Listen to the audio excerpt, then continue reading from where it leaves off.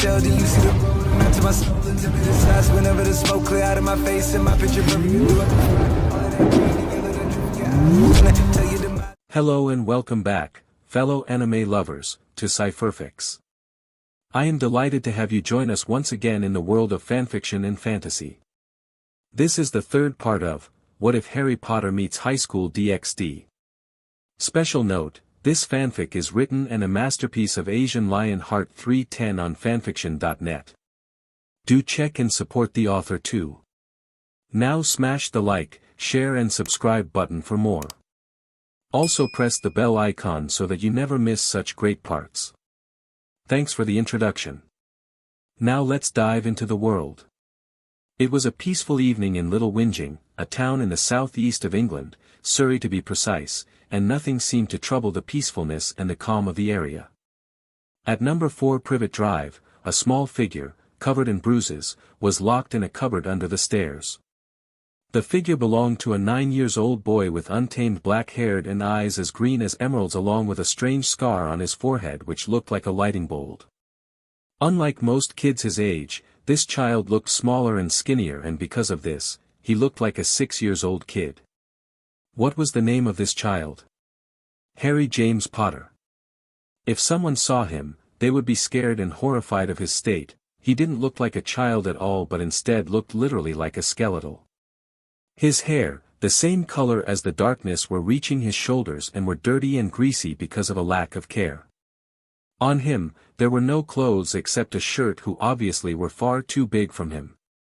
But by its state, it couldn't be considered as clothes anymore but more like rags. Even worse, under this large shirt, were a large amount of scars no children should possess.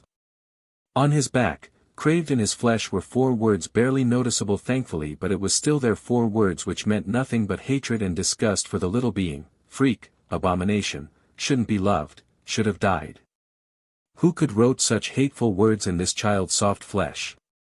The answer was simple but horrible: his own relatives. Since he was 15 months old, he had been living with them, but it was far from an enjoyable life. His aunt looked like an anthropomorphic horse, and her name was ironically Petunia. Her husband, Vernon Dursley, looked like a hybrid between a whale and a walrus. And then, there was his cousin, Dudley Dursley, which was the perfect copy of his father in everything. He looked like a really fat pig without the tail. What of his parents? Where were they? Again the answer wasn't pretty to hear. His own parents abandoned him to the Dursley. Harry grew a furious scowl each time he remembered this moment when his own family gave him away to take care of his brother, Jacob. How could he remember that? Because he had hyperthymesia, of course. Thanks to this, the raven-haired boy remembered everything they were said and did so many years ago. A pang of sadness entered his heart when he remembered the time his own parents took care of both him and his brother equally, how his mother would give him hugs and kisses for being a good boy, how his father played with him with a happy smile on his face. He remembered his Uncle Padfoot Sirius, who was his dad's best friend, and his godfather, or Uncle Remus, another one of his father's friends who was Jacob's godfather.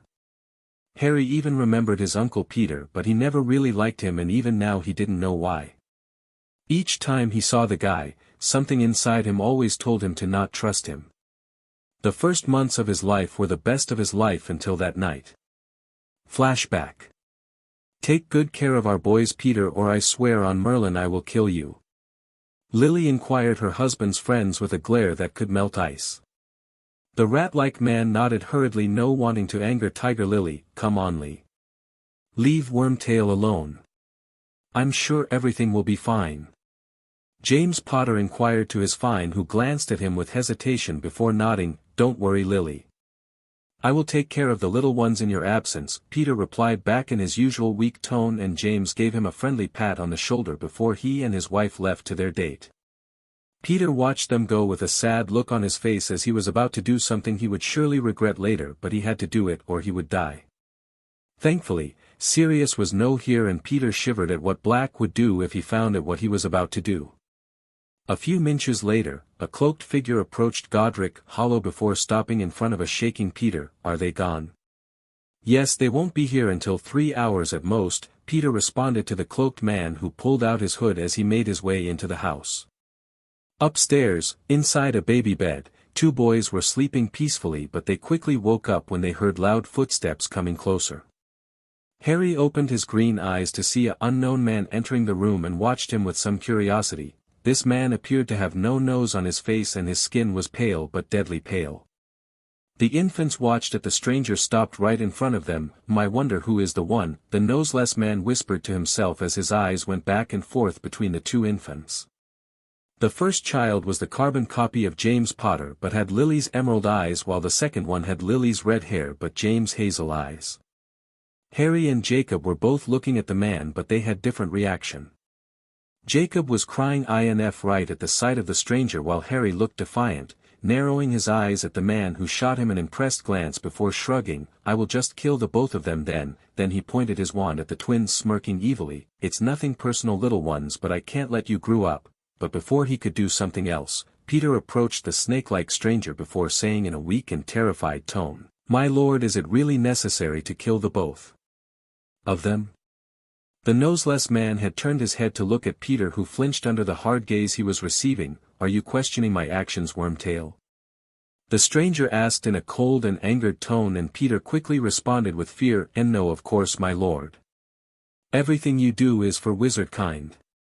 Please forgive the stupidity of your humble servant, Lord Voldemort." The stranger eyed him for a second before hissing, "Very well, I will grant you mercy, because without you I wouldn't have found the Potters even better. I won't have to kill the mudblood after all. Severus will be pleased." Peter bowed to Voldemort to the ground, and the snake man turned his head away from the cowardly servant to look back at the two infants, only to see Harry glaring at him defiantly, his eyes having the same color that his favorite spell. "No touch, Jacob." The green-eyed infant growled at Voldemort, who seemed impressed by the defiance this child was showing. "You have courage, young one, I will give you that as reward. You will be the last one to die," the snake man replied with an evil grin as he pointed his wand at Jacob, who was still crying. "Avada Kedavra!" Voldemort roared out as a green light came out of the tip of his wand, heading toward Jacob. However, unknown to him, Harry placed himself between his brother and the spell, taking it instead. The spell bounced on him before returning to its caster, Lord Voldemort himself. The snake man had just the time to blink before the spell crashed against him. Peter watched in shock as his MSTR, Lord Voldemort, was completely destroyed by his own spell. The blast caused by the spell caused an explosion that destroyed a good portion of the room. Harry received a mark on his forehead, a lightning bolt, while his brother Jacob received a V on the left side of his head. Their uncle Peter, for his part, had been knocked unconscious after an object fell on his head. Harry then fell on his back, completely exhausted, as beside him, Jacob was crying loudly as blood poured out of his wound. A few minutes later, Lily and James Potter bursted into the room along with Sirius, and the trio of adults looked at the scene in shock. "My babies!" Lily cried out with concern as she approached her children before picking up a crying Jacob to comfort him. "How are they?" Sirius asked the redhead as he picked up an exhausted Harry, who had fallen asleep at this point. "They are fine, thanks, Merlin." "But where is Voldemort?" James asked out loud after answering his friend and checking his sons. "Isn't that his robe and his wand?" Lily asked back as she pointed at a dark robe laying on the ground, and a few feet away was a wand. "They are." Both Sirius and James shouted at the same time with disbelief. "But how?" James asked the two others with wide eyes of shock, when another voice, an elder one, broke in. "I would like to know as well." The three turned their heads to see the newcomer. It was tall, thin, and very old man with a long beard which he tucked into his belt. He was wearing a long robe with a purple cloak that swept the ground, and high boots. His blue eyes were light and sparkling behind a pair of glasses, and his nose was very long and crooked. "Albus! What do you think happened? A part of this piece of SHT betraying us." Sirius snarled as he kicked Peter's stomach with his foot, earning a grunt from the unconscious corpse. James glared down at the one he considered at the friends, but before he could say something, Albus Dumbledore stepped closer to approach the two infants. His eyes studied the twins with attention. Jacob's magical core was strong while Harry's was almost inexistent. Looking away from the unconscious figure of Harry, Dumbledore turned his head toward Jacob and his eyes twinkled when he saw the bloody mark, like Voldemort. Smiling internally, the old wizard looked back to the concerned adults around him. It seems young Jacob had vanquished Voldemort. Look at this mark. Voldemort had marked him as his equal. Jacob is the child of the prophecy. He is the boy who lived. As those words left Dumbledore's lips, James and Lily looked at each other with joy and they instantly fused over Jacob, who cooed at the attention he was currently receiving. The two parents were so focused on their second son that they completely forgotten/ignored their first one, who was currently in his godfather's arms. Sirius, however, was still holding Harry in his arms. While he was happy that Voldemort was no more, his priority was to make sure his godson was all right.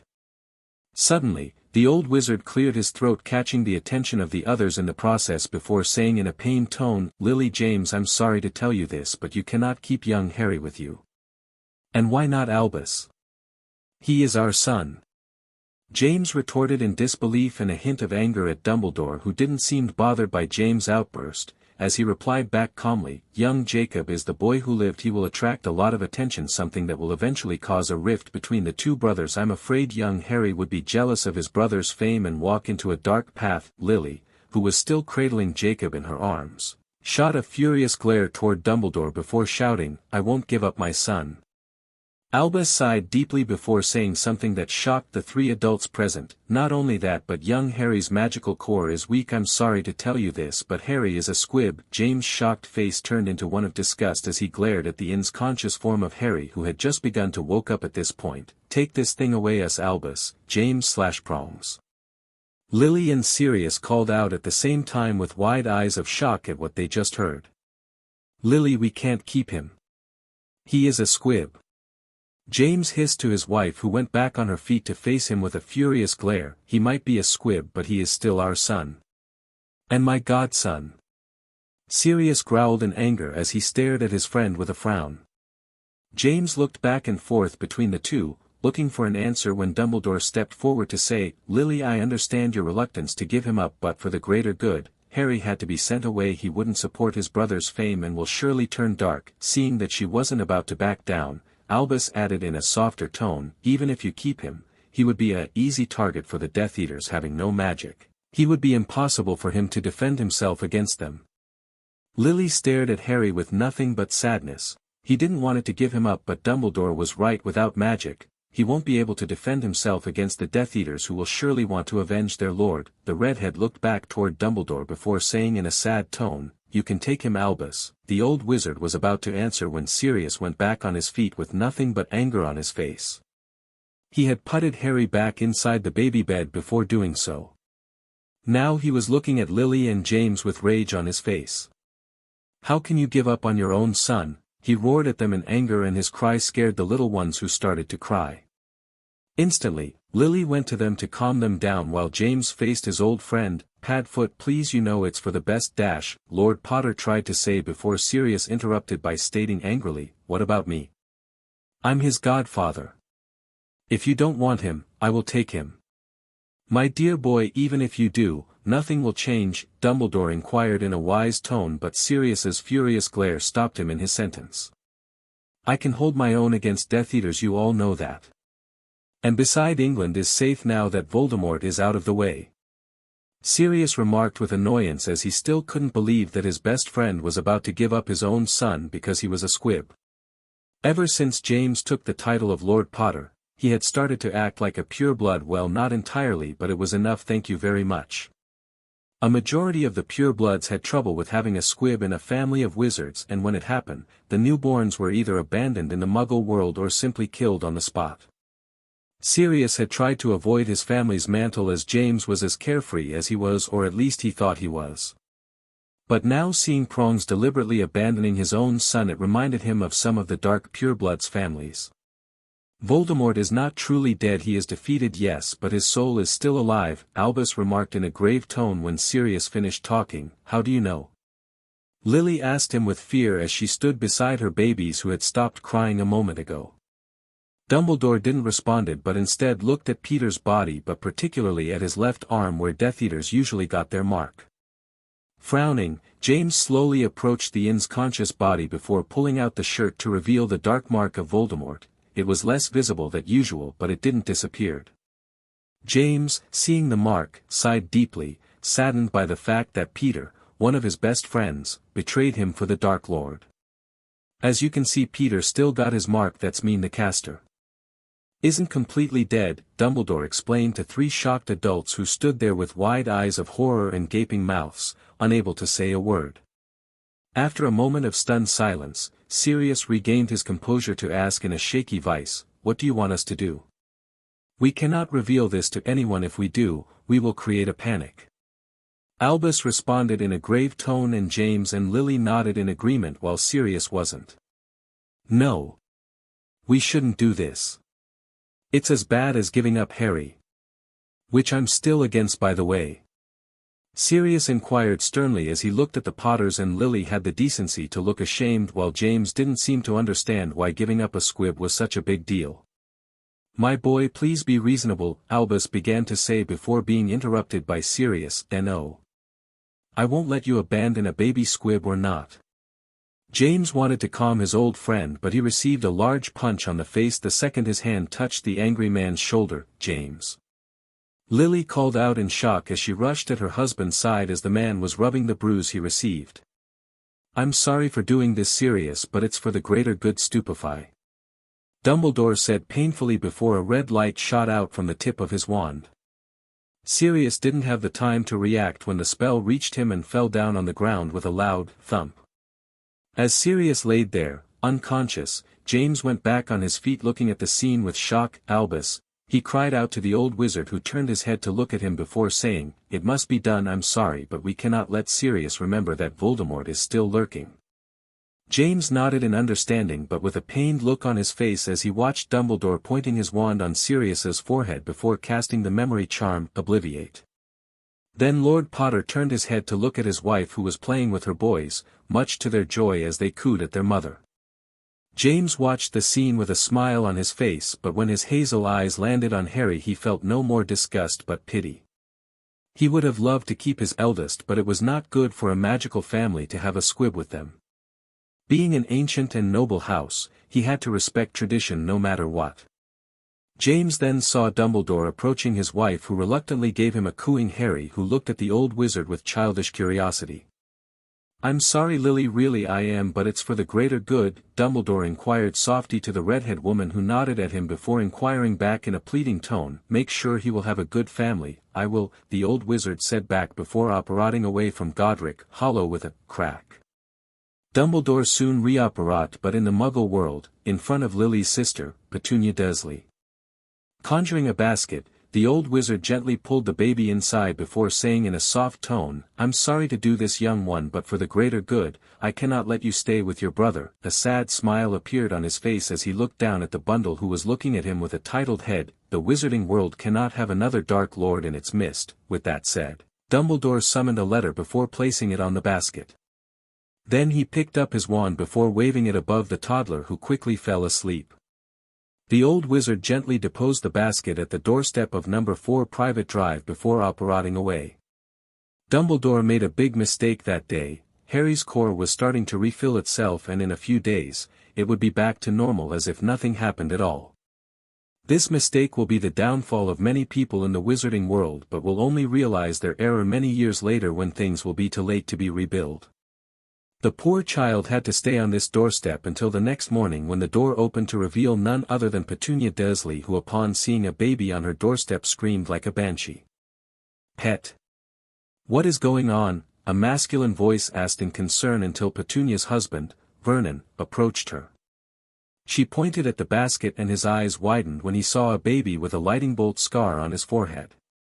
Frowning, the walrus-like man picked the letter he saw attached to the basket before silently reading it. "What does it say?" Petunia asked him as she looked at him from above his shoulder. "Pet, apparently, this thing is your sister's son," Vernon began to say before being interrupted by Petunia as she roughly picked up the letter from his hands to read it. A few seconds later, she turned her eyes away from the letter to look at the sleeping baby with disgust. "Apparently, Lily was having trouble taking care of 2 boys and so she gave him to us." Vernon growled in anger as he too glared at the baby before roaring, "How dare she? You does she think she is? I won't have one of those freaks in my house." Petunia was about to suggest him to abandon the child somewhere when an evil grin grew on her horse-like face. "Vernon, we should keep him." Vernon stared at his wife with a mixture of disbelief and anger. "And why should we keep this freak?" he asked her with a red face of anger, and the grin of Petunia's face grew as she replied back maliciously, "They said we had to take care of him, but now how to take care of him?" Vernon stared at his wife with confusion for a moment, but then an evil grin on his own grew on his face as he realized what his wife meant. Harry, still sleeping in the basket, was unaware of the hell of life he was about to get after this moment. End of flashback. Since then, each night, Harry dreamed of how his own parents abandoned him to the words of an old man. As the time passed, thanks to his family, the raven-haired boy lived in constant hell as his relatives made him do everything in the house: cooking, gardening, cleaning, the laundry every day. His uncle Vernon would beat him for whatever he made wrong. Even the tiniest thing would cause him to be beaten. His aunt, thankfully, didn't hurt him, well, physically at least. Each day, she would make sure he would remind of his place in the world, under normal people. His cousin, Dudley, was a spoiled BRT and a bully who was free to do everything he wanted. He was treated worse than a king, and his favorite hobby was to make his cousin's life worse than it already was. For example, each time Harry finished cleaning the living room, Dudley would destroy everything before putting the blame on the freak, knowing that his parents would believe him as they despised Harry. Freak, that was how they called him for the first 3 years of his life, until they had no choice but to enroll him in a school. It was after this that the raven-haired boy got to know his true name, but sadly, his relatives would always call him by his normal, hateful name. At first, Harry had been excited to go to school because it was a place without the Dursley except Dudley, sadly, and where he could hopefully act as a normal people. Unfortunately for him, Petunia, being quite popular in the neighborhood, had spread a rumor stating that he was a troublemaker and a delinquent. Thanks to this, people tried to avoid him like he was a plague or gave him the cold shoulders. Even worse, each time a teacher was nice to him, they would be fired the next day. School became the second worst place after number 4 Private Drive. The Dursley even warned him to never make their daughters look stupid in class, or else things would be bloody for him. Harry, in fear for more beatings, did what he was told and made himself look stupid in class so his cousin would appear like a good student. However, Dudley seemed to be genetically stupid because never once he answered correctly to the teacher's questions. So when Harry answered one good, he was beaten not only by Dudley and his gang but by his uncle. A part of beating him, the Dursley had other ideas to punish him: no feeding him for a determined amount of time a month, for example, or leaving him outside at night. The beatings he could take, the lack of food he could support, but being left outside was without contest his least favorite punishment. The nights could be cold sometimes, and it was worse during winter. But regardless of the seasons, the Dursley would leave him outside, in hope he died. Harry, each night, blamed his parents and Dumbledore for his treatment, and every day, his hatred toward them grew more and more. Back to present, Harry was now sitting in his cupboard, his body covered in bruises. After returning from school a few minutes ago, he had been greeted by a furious-looking Vernon and a smirking Dudley. "Boy, come inside now," the walrus-like man ordered to him in a harsh tone, and with a whimper, the frail-looking boy did what he was told. However, the moment he stepped inside, his uncle growled 2 simple words: "Turn around." Harry slowly turned around to face his uncle, who slapped him as hard as he could. With a cry, the raven-haired boy fell on his back, but he didn't have time to react when his uncle kicked his stomach, sending him flying away before crashing against a wall. "How many times did I told you to not cause daughters to look stupid in school, you good-for-nothing little freak?" Vernon bellowed in anger as he advanced on the child, who was trying to get up but couldn't when the large form of his uncle fell on him like waves on the beach. Harry closed his eyes and gritted his teeth as he prevented himself from screaming in pain, as the large walrus man was using him like a punching ball under the eyes of his family, who watched the scene with coldness or glee. Harry's eyes were closed, his teeth biting his lips as his uncle kept punching and kicking his frail body for a few more minutes before stopping to pick him up roughly by the back of his rags. Vernon carried the bruised child toward the cupboard under the stairs that was Harry's usual bedroom before opening it to roughly toss the freak inside. "Now stay there until you are called." Vernon snarled furiously as he locked the cupboard after slamming the door loudly. Like after every beatings, Harry didn't cry. He knew that if he did, it would get worse, so he didn't. The cupboard was small, dusty, and filled with spiders. But it was the only room the Dursley allowed him to have, as he was too freakish to have a normal room. It had been 4 hours since he returned from school, and then the door of his cupboard opened again to reveal the disgusted face of his beloved Aunt Freak. "Go make dinner now," she ordered him with a hateful glare before walking away to do other things. Sighing, the poor 9-year-old boy crawled out of his cupboard before slowly making his way toward the kitchen, no wanting to anger his relatives more than they already were. During those 2 hours inside the cupboard, most of his bruises had been healed thanks to his freakishness, as his uncle and aunt called it.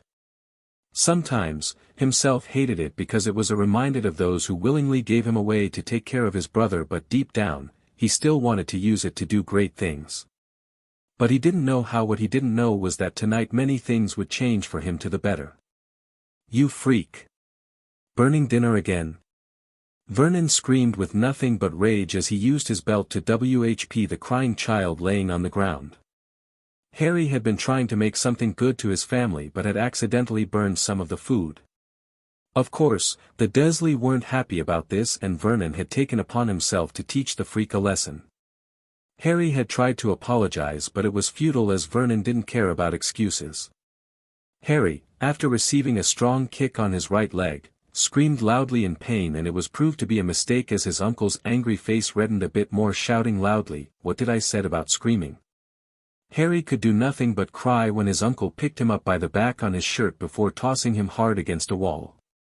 He yelped when he crashed against the hard surface before falling on the ground with a soft thump. Sadly for him, he didn't have time to get up when Vernon picked him up again before carrying him toward the house entrance.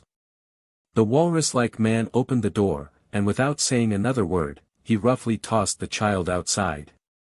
Harry whimpered as he painfully tried to get up and turned his head sadly to look at his relatives, who glared down at him with disgust, or in Dudley's case, grinning gleefully. "A night outside might teach you a lesson.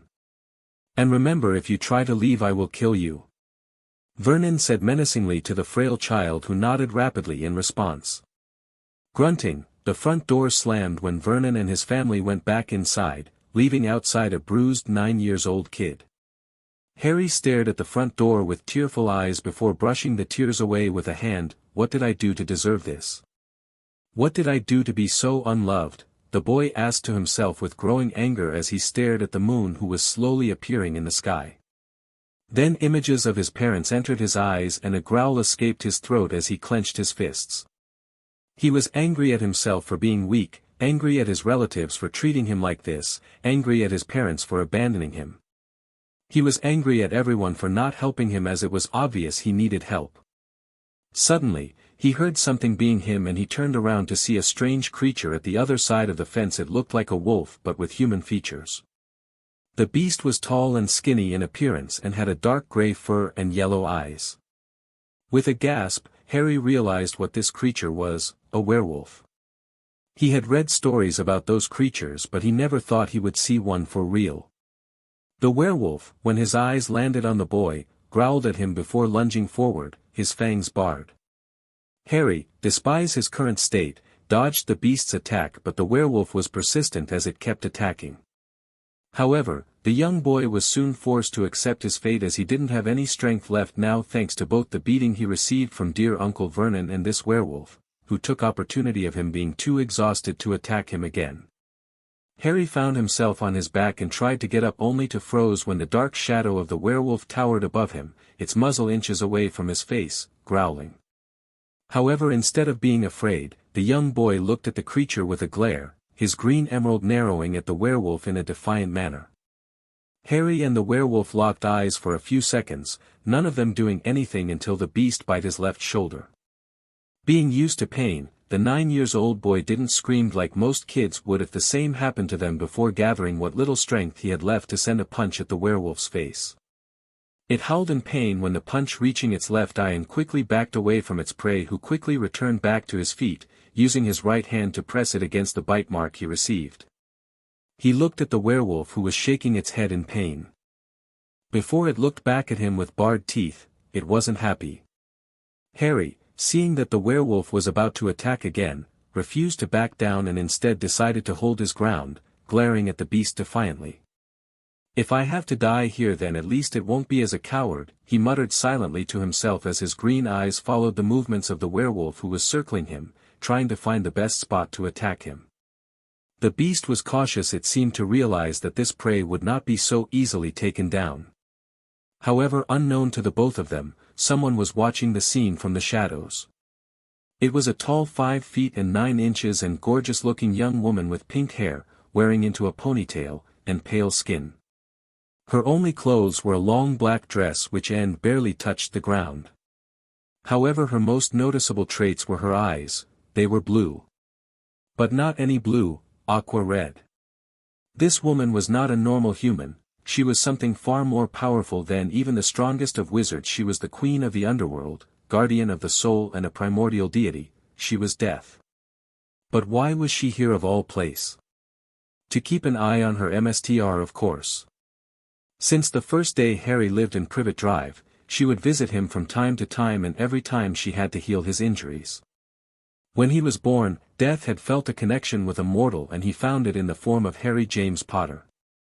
A warm smile grew on her face each time she remembered how cute he was as a baby, but then scowled at what his own family did to him. Death had been enraged when Lily and James abandoned him, in the words of a senile old man, but was even more furious at what the Dursley did to her cute little MSTR. However, she couldn't do anything to them directly and instead, decided to take care of her little MSTR until he wouldn't need her anymore. Deciding to take a break from her duty, Death went to the Living Word to see her cute MSTR and landed on Privet Drive's garden just as the poor child was left outside by this horrible human being, if he could even be called that. She was about to approach her MSTR to heal him when the werewolf appeared. The pink-haired woman watched with wide eyes when the 9-year-old boy, who was thin and frail in appearance, was courageously holding his ground against a full-grown werewolf. An impressed smile grew on her pretty face as she commented softly to herself, "Fu look like my little MSTR finally decided to stop holding back."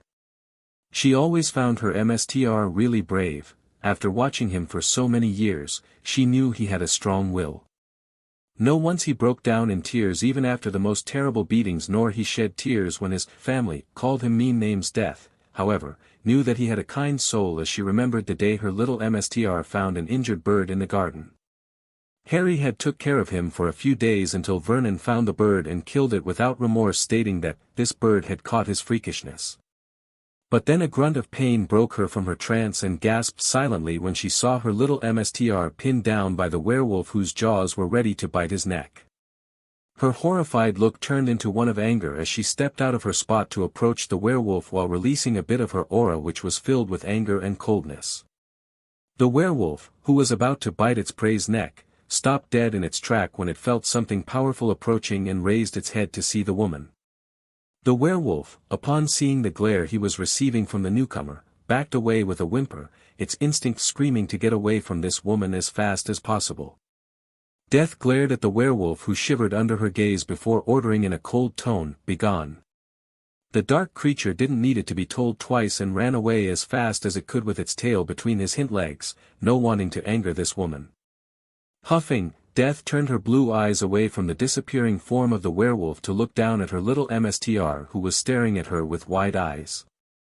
However, the moment she tried to approach him, he backed away, his green eyes looking at her with suspicion and a hint of fear. "Hey, don't worry, I won't hurt you?" Death inquired as she stopped dead in her track. Harry looked at her with confusion before saying in a pained tone, "You're lying. No one cared about me before." "Why would you?" he asked her with narrowed eyes, and Death, understanding his point of view and silently cursing the Dursley, responded in a kind tone, "Because you are my MSTR." Harry froze at those words, his emerald green eyes wide in shock. He didn't expect this answer. "What?" was the only thing he managed to ask.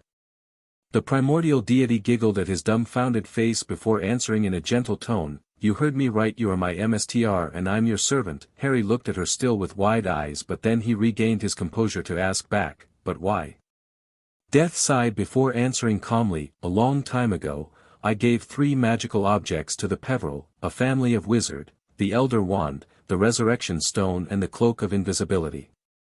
The first 2 brothers, arrogant men, met horrible ends, but the last one, Ignatus Peveril, a humble man, had been rewarded a place in Elysium. But what does this have to do with me? Harry asked her with a frown of confusion. Being born from a family of wizards, he knew that magic existed and so wasn't really surprised by the story. Because Mr. Ignatus Peveril is your ancestor, Harry's eyes widened in shock before asking, then why me? There were many people before, so why? Death looked at him with sadness. Thanks to the Dursley and his family's abandon, her Mr. grew to think that he deserved nothing. It's sad, really. In his last breath, Ignatus said that only a humble and kind soul could become the Mr. of death. This soul is you, the pink-haired woman explained softly as she looked at him with a gentle expression on her pretty face. Harry was speechless for a moment, unable to say a simple word, but when he regained his composure a few moments later, he asked in a serious tone, "How could you know this, miss?" The pink-haired girl grinned mischievously before her body was surrounded by a dark mist, earning a yelp of surprise from her Mr. who stared at it with some concern. When the mist dissipated, instead of the pretty woman was a dark cloaked figure with a large scythe in its right hand. "Because I am Death," the figure said with a deep feminine tone that sent chills down Harry's spines, and he started to feel fear as he stared at Death herself with panic. Seeing this, the cloaked figure turned back into the pretty pink ponytailed girl who looked at her Mr. with concern before rubbing the back of her head sheepishly. "Maybe I might have overdone it, hee." Harry was still frozen in fear, but when Death spoke, he regained his composure before asking in a resigned tone, "Are you here to take me?" The pink-haired woman shook her head before answering, "Of course not. I came here to visit you again." Blinking, Harry raised an eyebrow as he stared at the pink-haired young woman. "Again? Who do you think healed most your injuries? And who do you think sung to you every night?" Death asked her Mr. back with grin as she crossed her arms under chest.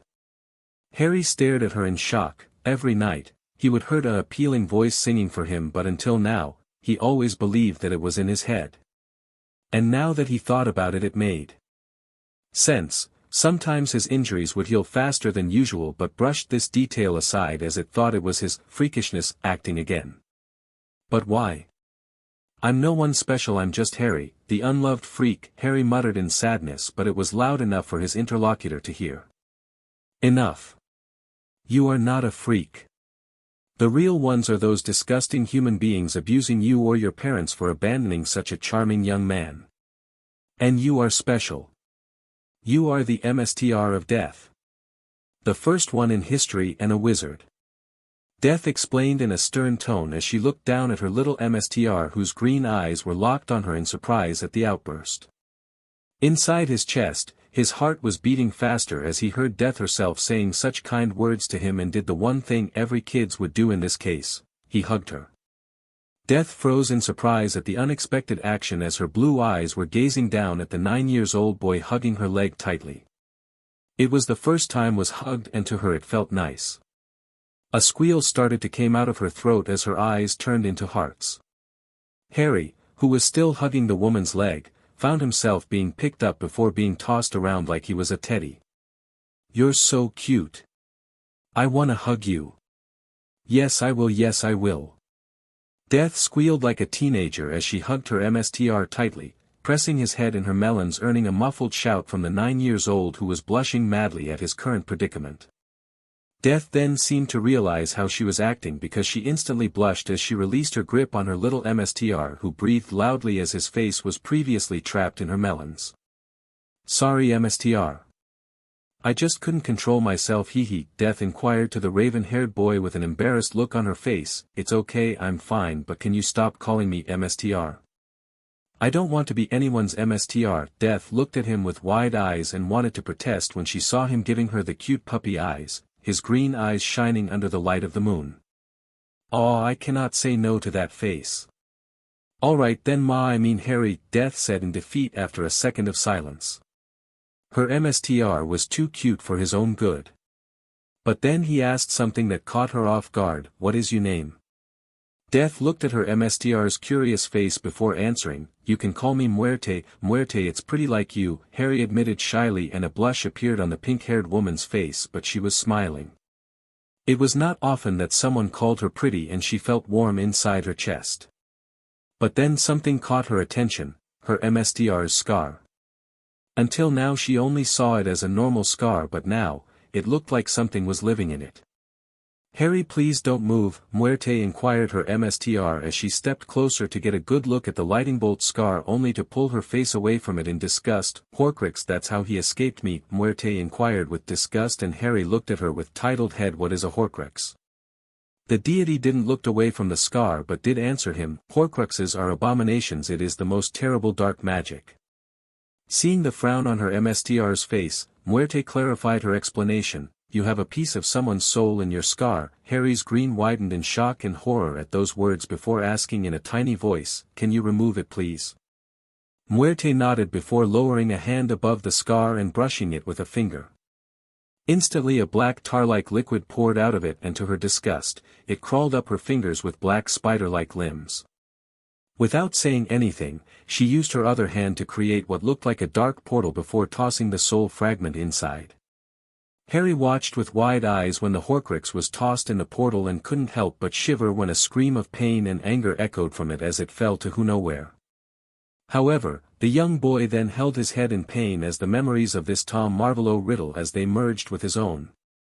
Soon he absorbed the man's knowledge and breathed deeply as the pain dissipated. "What just happened?" Harry asked Muerte when the deity being helped him to go back on his feet. "The Horcrux in you is no more, but you somehow gained Tom's knowledge in magic," Muerte responded with a relieved sigh. "Does this mean I can do magic?" Harry asked her with a bit of excitement, and a giggle escaped the deity's throat at how cute he currently looked. "With a wand, yes, but you will need someone to teach you," Muerte answered him gently, and he looked at her with a hopeful expression as he asked softly, "Will you teach me?" His eyes, the cute puppy eyes, ugh. How could she said no to that face? "Of course I will. I will teach everything I know if you want." Muerte answered happily, and her heart warmed up as the sight of his joyful face, and it became warmer when he hugged her. "Thank you. Everything for my little MSTR?" Muerte inquired gently as she patted his head before looking at his left shoulder, where the werewolf bite him. She hummed to herself before waving her hands above the wound, and it healed instantly. "Whoa!" Harry yelped in shock, and a giggle escaped Muerte's throat. "I destroyed the werewolf venom in you." "Aw," the 9-year-old pouted in response, and he looked even cuter with his puffed cheeks. "You sounds disappointed," Muerte remarked with amusement. "Werewolves are cool, so I thought turning into one would be great." Muerte raised an eyebrow at her MSTR before stating, "You know most wizards saw werewolves as nothing more than beasts." "I'm not most wizard." Harry replied back with a small grin, and she laughed with humor before replying, "Indeed. But you know I can turn you into an animal if you want, really." "I would love to." Harry shouted in joy, and Muerte smiled at him before saying simply, "Well then I know exactly the one for you, and given the fact you are a cat lover it's even better." Muerte then touched her MSTR's forehead with a finger before saying, "For the courage you showed so far and your kindness, I give you the ability to change into one of the most famous monster in mythology, the Nemean lion." At those words, a bright light came out of her hand before entering Harry's body, who gasped at the warmth he was feeling from the inside. He looked at Muerte, who grinned at him as in the palm of her other hand was a silver orb. "This is the werewolf venom I extracted from you. I will combine it with the ability I gave you so you can become a werelion." Muerte explained at the confusion on his face before gently putting the orb against Harry's chest. Another wave of warmth spread through the boy's body, and he couldn't help but smile as it felt good. "It is done now, close your eyes and think about being a lion," Muerte inquired him as she stepped back to give him some space. Harry excitedly closed his eyes before focusing on being a lion. He had read about those animals before, and he instantly fell in love with this cool kitty, as he used to call them when he was younger. For a few seconds nothing happened, but then, black fur started to grow on his body as his hands started to turn into paws while a tail waved furiously behind him. Muerte watched her MSTR's transformation with a soft smile. She had another reason to give him the Nemean lion. After all, this monster was famous for its tough skin which couldn't be pierced even by the sharpest lame along with his enhanced senses and agility.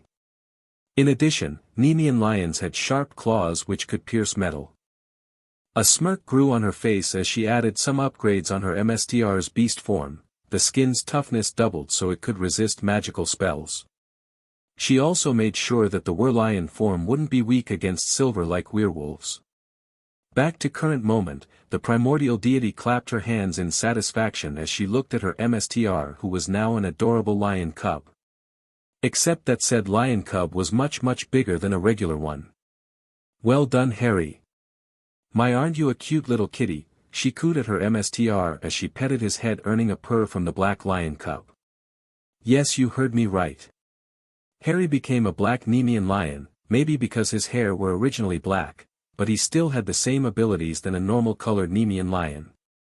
Now focus on having a human body while still thinking of being a lion, Muerte inquired the cub after a minute of petting. Harry mewed in protest at not being petted anymore but nodded as he closed his eyes again. Again, like earlier, nothing happened at first, but then Harry felt his body shifting and twitching. His front legs became arms and his hind legs turned into more human-like. When the transformation was over, Harry looked at Muerte and was shocked to see that his head was facing hers. They had the same size. The goddess clapped her hands again in satisfaction before ruffling the top of the werelion cub's head. Well done, Harry. Now change back into a human and look at yourself. Harry frowned at hearing this but shrugged as he closed his eyes again, focusing on regaining his normal form.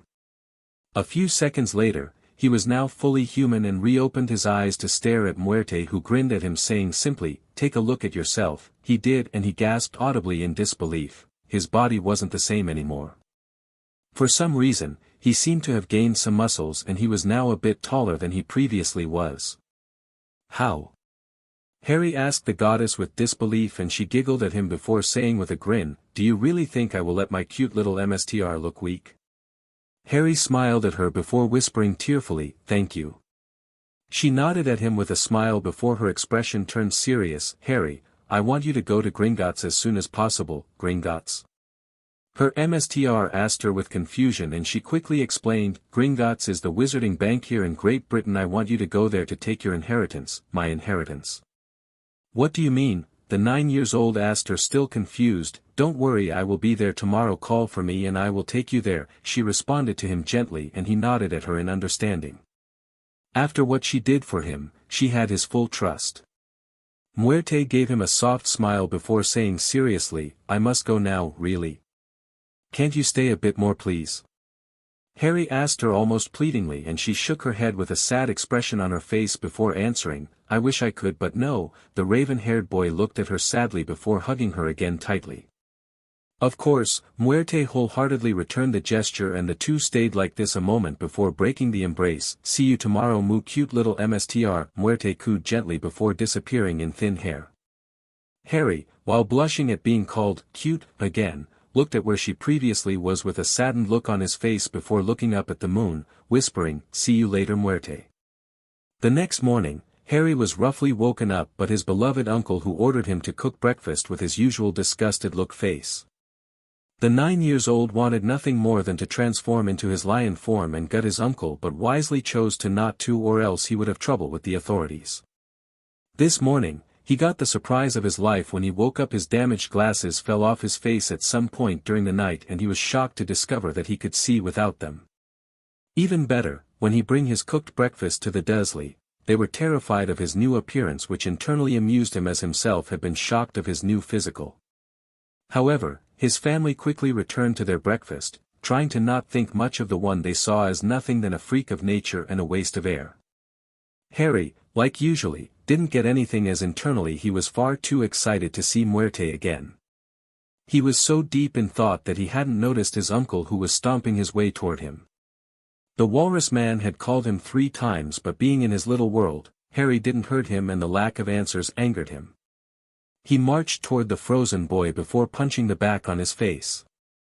Harry yelped in both pain and surprise at the sudden action as he fell face first on the ground with his uncle standing behind him with a red face of anger. "That's will teach you to answer when you're a spoken boy." The walrus shouted in anger as behind him his wife and son were watching the scene with satisfied grin on their faces, especially Dudley, who cheered gleefully, "Kick the freak, Dad." Vernon smirked evilly when his "dutters" said this and was about to punch the freak again when a deep growl caught his attention. Turning his head, his eyes widened in fear when he saw Harry's body growing in size while slowly being covered in fur. Soon, where the raven-haired boy stood, was now a humanoid cat-like creature with emerald-green eyes whose fangs were barred at him menacingly. But then Harry smirked toothily at his uncle before saying in a mocking tone, "What's the matter, uncle? Don't you want to beat me anymore?" Unlike his usual voice, this one sounded deeper and almost growl-like, which was terrifying to say the least. Vernon Dursley was shaking in fear at the sight of this unholy creature, but then his face reddened in rage as he narrowed his eyes at the beast before screaming loudly, "You have done it this time, boy. I will kill you." Then the walrus-like man charged the therianthrope, who smirked deviously as he unsheathed the claws of his left hand before slashing them at his uncle's face. The man howled in pain as the claws pierced the skin, drawing blood. Vernon. Petunia screamed in horror as she looked at her husband while Dudley was trying to hide himself behind his mother, looking at the black creature with nothing but terror. "For years I endured your loving treatments, no more. I'm leaving and there is nothing you can do." Harry snarled in his Werlian form before changing into his regular one, still glaring daggers at his relatives who backed away from him in fright. However, when they heard him saying this, Vernon seemed to regain his composure before he snarled back angrily, "Then leave. We never wanted you in the first place." Harry nodded before going through the house's front door. However, once outside, he turned his head to look at his former tormentors before saying in a cold tone, "I hope to never see you again." With that said, he left without turning around. He never loved them in the first place, so he wasn't regretting leaving the house where he had suffered for so long, the house where he had known nothing but pain and abuse.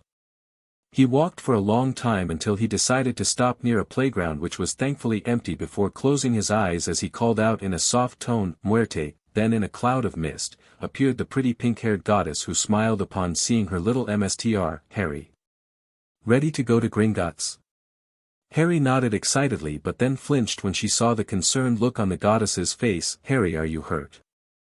As she asked this, she pointed at his hands whose tips were covered in blood, his uncle's blood. "Well, it's not mine," Harry muttered in a soft tone, and Muerte frowned before crossing her arms and saying calmly, "What happened?" The raven-haired boy retailed her the event of this morning, and once he finished, the pink-haired deity sighed before saying gently, "Harry, don't feel bad about what you did. Those despicable human beings had it coming, and don't worry about your parents finding out about this. I will personally remove them the memory of this morning." Harry smiled at her before nodding in appreciation at the goddess, who smiled tenderly at him before snapping her fingers. Instantly both her and him were covered in what looked like a black dress, and the raven-haired boy looked at her with a stunned look on his face. "Why did you give me a dress? I'm not a girl," he whined at her, and she couldn't help but giggle. "They are not dresses but robes, and as for wearing them, it too hide among the mass where we are going and filled with wizards after all." Harry nodded in understanding, even if deep down he was a bit angry at the idea of being around wizards. "Now take my hands, I will take the both of us to Gringotts," Muerte inquired as she extended her right hand toward him. Harry smiled excitedly as he quickly putted his hand in hers under the amused eyes of the goddess before they went through what looked like a shadowy tunnel. Once they left it, Harry's eyes widened as he looked at the area he was in with shock, and beside him, Muerte giggled at his expression before answering his unasked question, "Welcome in Diagon Alley. Why is every buildings look so well old?" Harry asked her as the goddess lead him away to who know where. "Because wizards of England are stuck in the 17th centuries and are not really interested about what is happening in the outside world," Muerte answered to him calmly, ignoring the look she was receiving from some passers. Harry looked at her with a deadpan expression on his face but then shrugged as he asked with curiosity, "So where is this Gringotts place?" Muerte shot him a devious grin before eyeing something forward, and he turned his head to see an imposing snow-white building which towered the shops. "Impressive, isn't it?" the goddess asked him with a grin when she saw his stunned face, and he nodded absently. Then she used her left hand to gently lower his face toward her. "Now Harry, listen carefully. This place is guarded by creatures named goblins, and they are in charge of wizards' economy. Don't show them fear or they won't take you seriously, and don't disrespect them or they would not hesitate to kill you." The raven-haired boy nodded in head and understand before the two of them made their way toward the wizarding bank. As they faced the entrance, Harry saw something written on the doors and couldn't help but shiver a bit. "Enter, stranger, but take heed of what awaits the sin of greed. For those who take, but do not earn, must pay most dearly in their turn. So if you seek beneath our floors a treasure that was never yours, thief, you have been warned, beware of finding more than treasure there. Ignore the inscription and just stay close to me." Harry, Muerte inquired him gently upon seeing his nervous face, and he shot her a soft smile as a goblin in a scarlet and gold uniform opened the doors when his eyes landed on the pink-haired woman. Harry gasped softly at what was at the other side of the front doors. There was a vast marble hall, long counters with doors leading to somewhere with around 100 goblins sitting at them. He looked up questioningly at Muerte, who gave him a soft smile before heading toward one of the goblins, quickly followed by her MSTR, who didn't want it behind. The goblin, who was sitting on the counter, raised his head to look at the pink-haired woman only to froze in fear. My lady, what can Gringotts do for you?" he asked her in fear, while around them, the few wizards who were there were wondering why a goblin, a prideful creature, was terrified of this woman. "I'm just here for an inheritance test for the little one over there," Muerte responded as she gently pushed Harry in front of her. The goblin glanced at the boy before looking back at the goddess. Of course my lady, follow me," he inquired them before walking through a door. Harry and Muerte went after him as he led them toward an ancient room where stood a table with an empty blank scroll and a knife on it.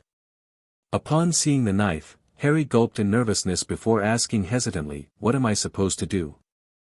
The goblin sneered at the boy but then flinched when the goddess shot him a dangerous glare. "Cut the palm of your hand with the knife and let the blood drops on the scroll. 4 drops are enough," the creature quickly answered Harry's question, no wanting to deal with an angered deity. The raven-haired boy nodded before picking up the knife from the table. He tried to cut his hand but he couldn't. Frowning, he tried again but same result. The goblin himself seemed surprised by this and then looked at the goddess questioningly. Muerte calmly approached her MSTR before pulling out a dagger from her robe. "Don't ask me where she hid it. Be brave, Harry," she inquired her MSTR before using the knife to make a small cut on his right hand. Surprisingly, it didn't hurt him a lot, and watched as Muerte lowered his bleeding hand above the scroll, waiting for the drops to fall on it. After the count of 4 blood drops, Muerte pulled her MSTR's hand away to heal the cut while the goblin looked at the scroll where writings appeared on it. Test results. Harry James Potter. Harry was speechless. He was the heir of 7 different houses. However, he could say something to the goblin. He saw the creature bowing before him respectfully. "My lord," the raven-haired boy didn't know what to do as it was the first time someone was bowing to him, so he just stood there in silence. Muerte, seeing this, giggled softly to herself before looking at the goblin. "You don't need to bow, MSTR goblin, can you just give him this rings?" The goblin, at those words, seemed to regain his composure as he snapped his head. Then right in front of Harry, stood 7 ring boxes and 7 files, laying on the table. The raven-haired boy then looked at the goblin before saying in a serious tone, "Is it possible to cast myself out of the Potter family? After what they did to me, I don't want anything to do with them." The goblin blinked in surprise before shooting a glance at Muerte, who responded calmly, "They had abandoned him to abusive relatives." The goblin seemed enraged for a moment but then calmed himself to look directly at Harry. "My lord, it is possible for you to remove yourself from the Potter line, but you must say it under Lady Magic's rule." Harry blinked at the unexpected answer and looked at Muerte for help as he didn't know what to do. The deity looked at him with a soft smile before looking at the goblin. He wasn't raised in the wizarding world, so he didn't know how to proceed. The goblin muttered something under his breath in annoyance before saying in his normal tone, "Before that you must claim your titles and then you can disown yourself from the Potter line." Harry nodded and looked back and forth between the 7 rings, wondering which one to take first. "Take the Peverils first," Muerte inquired gently, and he nodded as he picked up the ring in question. The second he putted it on, he felt like something was scanning his entire soul, but then it quickly stopped. "The Peveril line recognized your lordship. Welcome, Lord Peveril," the goblin said neutrally as he bowed to the 9-year-old who seemed embarrassed by the gesture. Now Harry, you must summon the Hallows. They are yours by right. Muerte excitedly inquired her little MSTR, who shot her a soft smile before saying, I, Harry Peveril, call upon my ancestors' magic to give me back what is mine. How did he know how to do this? It was mostly because of the ring. The second he was putted on his finger, Harry's mind was filled with more knowledge, but this time coming from his ancestors. Back to present, as Harry said those words, 3 objects appeared before him, and upon seeing them, Muerte clapped her hands in pure satisfaction as she watched the deathly Hallows being absorbed by her little MSTR.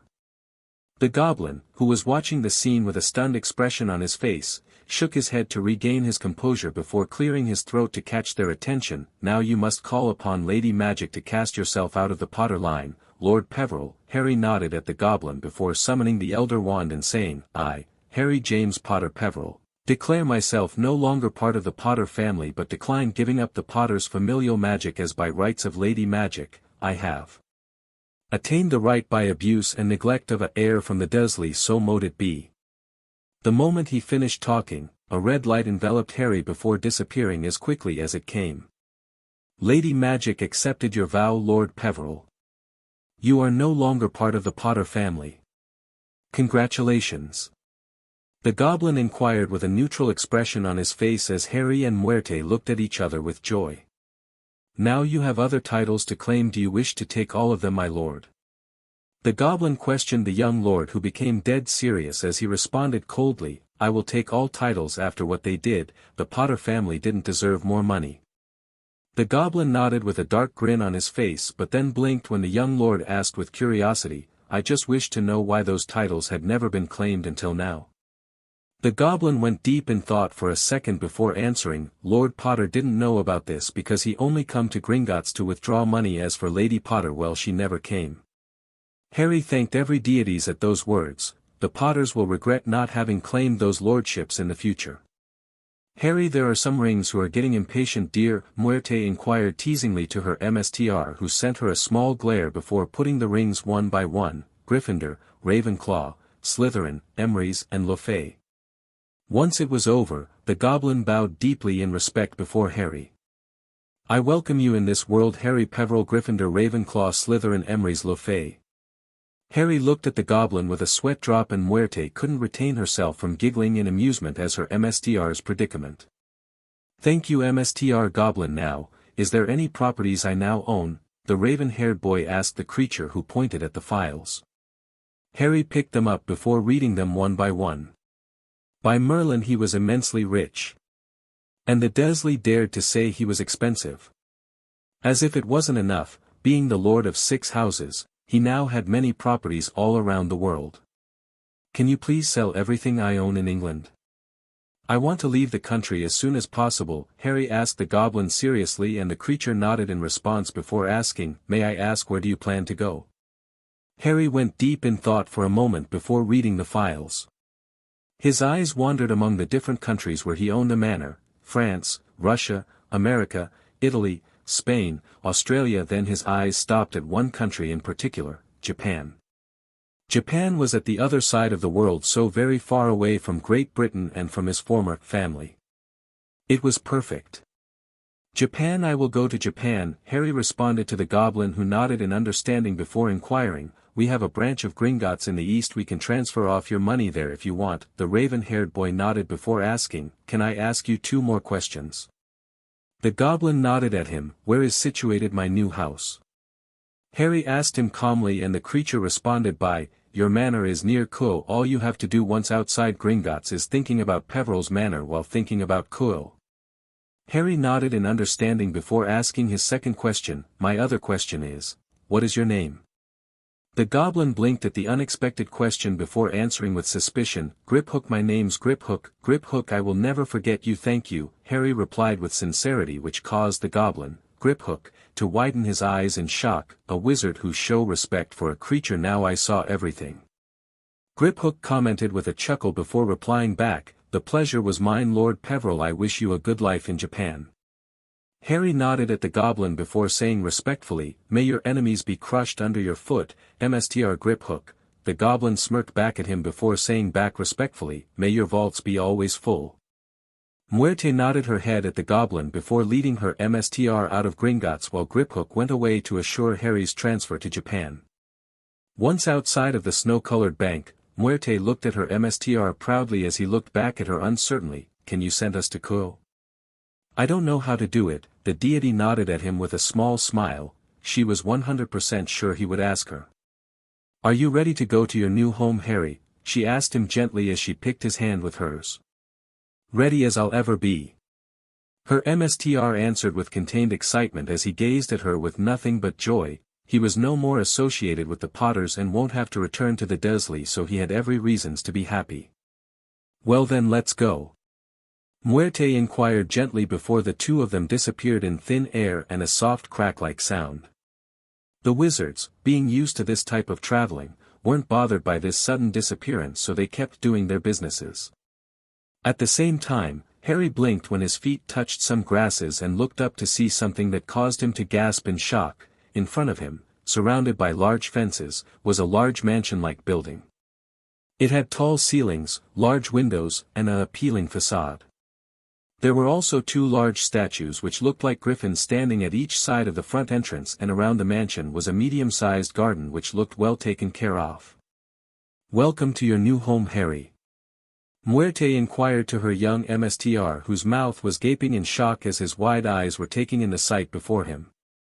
"Is it really mine?" he asked her with amazement in his voice, his eyes not looking away from the mansion. "Yes it is," Muerte responded gently to him before two popping sounds echoed from nearby. Turning their heads to see who it was, Harry found himself facing a pair of strange creatures, a male and a female, who didn't look taller than 2 or 3 feet tall, with spindly arms and legs along with oversized heads and eyes. In addition, they also had pointed, bat-like ears and high, squeaky voices. "Young Mstr, welcome home." The two small creatures bowed to the 9-year-old boy before freezing in fright when they saw the deity, much to her amusement.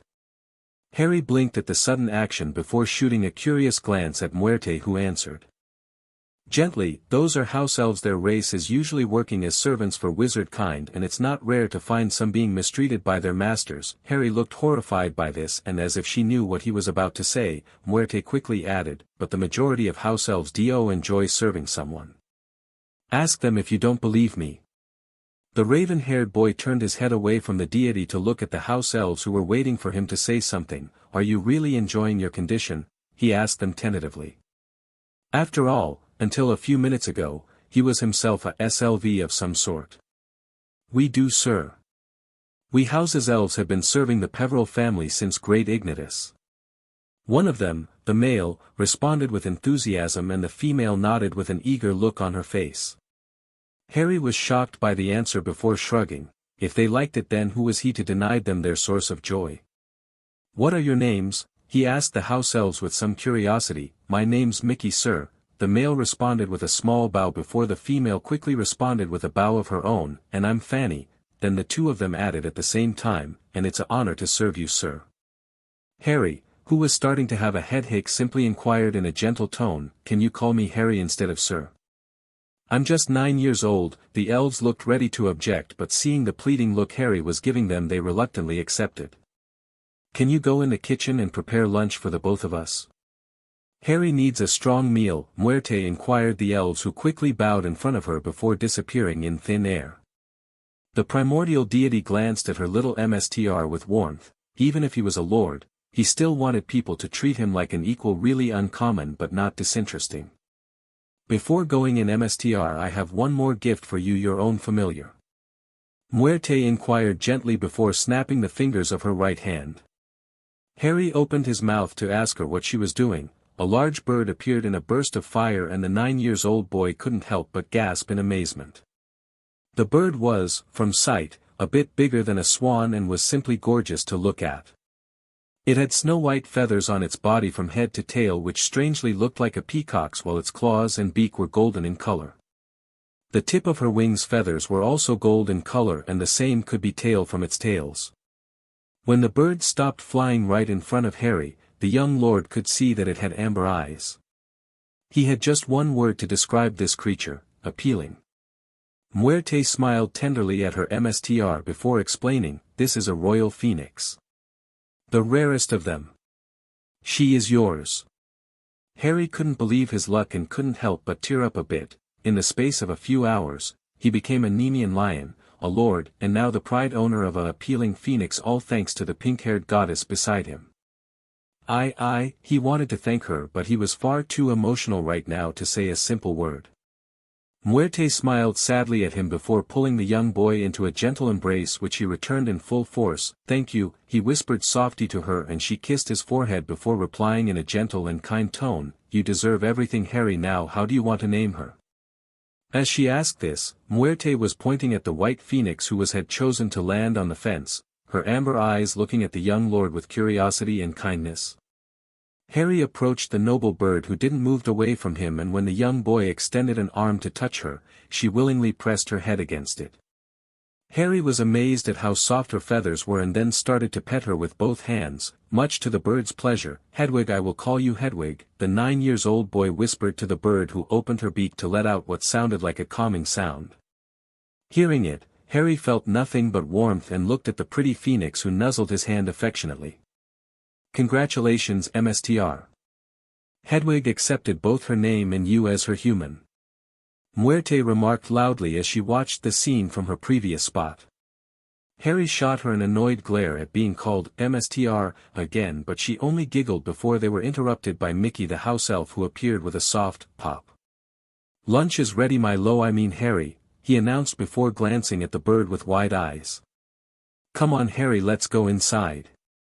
Muerte inquired her little MSTR, who nodded with excitement as he and the deity approached the mansion. Hedwig, for her part, followed her human from the sky, already attached to him. This day marked the beginning of a new life for Harry Peveril Gryffindor Ravenclaw Slytherin Emery's Lefay, formerly known as Harry James Potter, unaware that a lot of things will happen to him in the future, both good and bad. So alright folks, that's all for today. Stay tuned for part 2. Do subscribe, like and share for more such videos. Also check out the story and author Asian Lion Heart 310 on fanfiction.net. Press the bell icon to be notified first on release. See you in the next video. Till then, goodbye.